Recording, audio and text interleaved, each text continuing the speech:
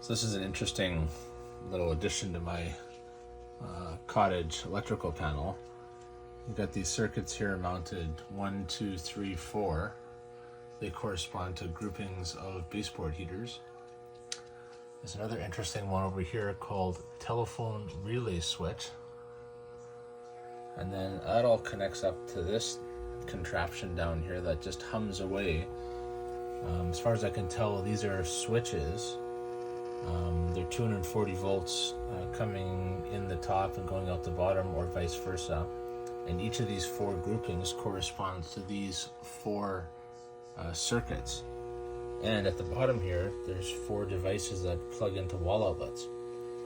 What apparently you could have done in the past when this was hooked up to the telephone, you could call in and program them remotely to tell them to come on, like basically turn on the baseboard heaters, 1, 2, 3, or 4, or any combination. So it's pretty cool. When I turn off the telephone relay switch, watch what happens here. You can see the circuit gets interrupted. In fact, all 4 circuits got interrupted. So there's basically 110 volts coming into these 2 on the side, which feed into a transformer in the very back, which when power is applied, closes the circuit and turns on power to the baseboard heaters.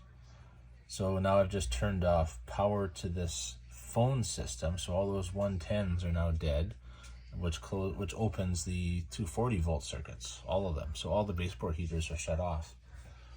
And now if I were to go along here, I could turn off all 4 zones. And now those 240 volt circuits up here are all disabled. So what I want to do is basically disable this entire box for good. So what I'm going to do is basically just complete the circuits, just like the switch does when the circuit's engaged. I'm going to just basically connect black to black, white to white, and that'll be circuit 1. And then do the same thing for all the other ones, just with some wire connectors.